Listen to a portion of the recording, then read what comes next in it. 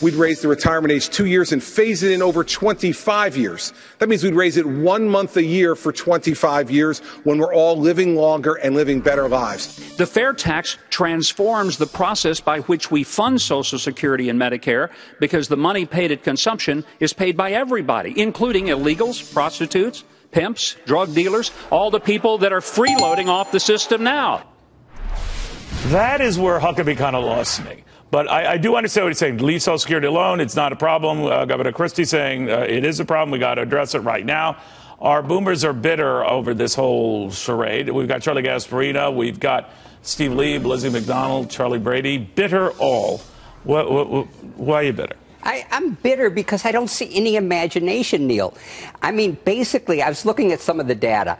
Professionals in this country outlive manual laborers by 4 years. That's a big deal. So you should have two retirement ages to start out. Now, to make the argument even more compelling, professionals do better when they're working. They live longer, less stress on Medicare, whereas manual laborers do worse when they're working. More stress on Medicare. Change the retirement ages differentially, Charlie. How do we screw the millennials out of their retirement? That's all you care about. Well, who's right? They should pay for it all. They should pay for everything. You have Governor Christie saying we have a problem, we have to address it. You have Governor Huckabee saying, we don't have a problem, you don't need to address it. Who's right? Well, we definitely have a problem because we have millennials who aren't working as much. Now, some of it is not their fault because, well, it's all their fault, to be honest with you, because they either voted for Obama and so they're not working, or they're Heisakite, or they're Heisakite. Right. They don't want to work. Or they lack motivation to settle for dead-end jobs, which hurts a pay-as-you-go system like Social Security. It's their fault. But, we do have a problem. We don't have a productive generation in the millennials. But the math doesn't favor this going the way it's going. No, it doesn't. I think also that Huckabee's idea would not work. The fair tax. By the way, prostitutes and pimps do pay sales taxes.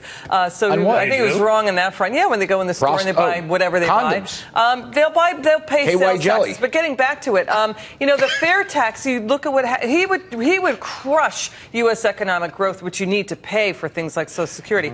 He would crush it with the fair tax because it just get layered on top of the income tax. Whatever we're going to do is going to raise a lot of money, but leave Social Security. That's what he said. But he's saying it would be layered on top of the existing income tax. We would be overtaxed. Okay, but all I'm getting back to is this notion that it's an entitlement that has to be addressed. Who's realistic on that?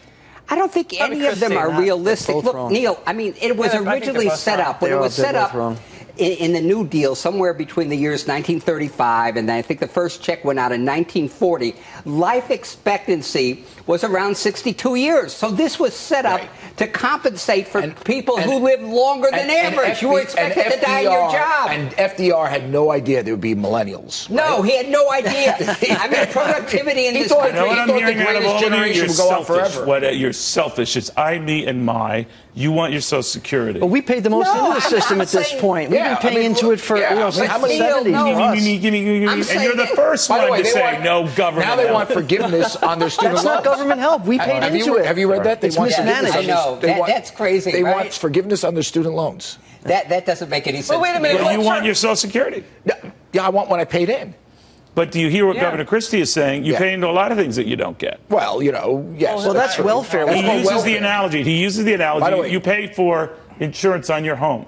Right. And you don't get it back if the house doesn't burn down. Well, it's a whole different thing. I pay into Social Security thinking I'm getting it back. By the way, Congress said he was right last night. The contract is I get it back. Congress did spend all of that money. There are IOUs in there. But Charlie Brady and I, we both think they're both wrong. By the way, Neil, your analogy. Let Charlie speak for himself. Neil, your analogy is way off. Well, I'm using his. No, your analogy is off. The contract is to get paid.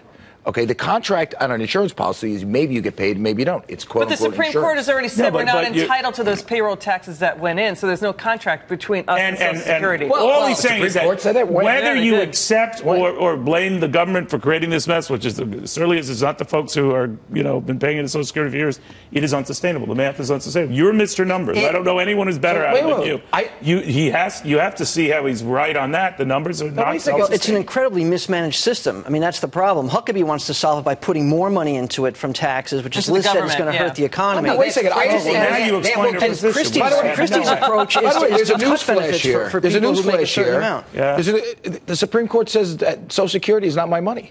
When did they say that? What decision was that? Years ago. I'll get you the So date they of the said decision. that you don't have to get paid. We don't have a right to that money. Do you realize that you guys sound now? don't You're believe open to cutting everything else but your own Social Security. Listen, No, I'm not. No one ever. We are no one so ever much wants to more. care. We are so much more Because productive than what I'm millennials. saying is I'm a professional guy, and I'm going to do That's better. debatable. Wait a second. That is debatable. I agree with you. But everyone at this table is professional. They're going to do better Debatable again. working until they carry it out. They're going to be healthier, less strain on Medicare, and a much better, much better. Did you think Trump was a Hillary plant last night? I think Trump is a Hillary plant. It's clear he's a Hillary plant. He's a Hillary I plant. do. I'm telling you. Seriously, and I think the interesting thing, if Did he he does pay run you- as a did he third pay you to party, say that? he was the one that wants universal health care. He had to That's stop right. himself. Charlie wants He was universal health No, care? Trump was advocating Trump's for a liberal. universal health care. He's a liberal. I thought I was listening And to it's Hillary not Clinton working in talking. Canada, by What? the way. It's not working in Canada, despite what Trump said last night. I know, It isn't. but look what you're saying. We know it's not working in Britain because they have a dental plan. And Right. I mean, Trump and Hillary have Trump- the same views on health care. Yeah. I mean, Trump- Why do you hate millennial everybody, vote? Steve? What happened? I don't. He's a I bitter like boomer. certain people. I don't like. You're bitter. I am. By the way, I have just to- become just to bitter. prove that Charlie I've watched Brady's a how this boomer. government has Listen to performed this. over the You leave last Charlie 8 years. alone. Just to prove Charlie Brady's a boomer, he had to use the John right before he came. He couldn't hold it. He had to use it before he came on the air. Thanks, Charlie, for. All right, this segment brought to you by Metamucil.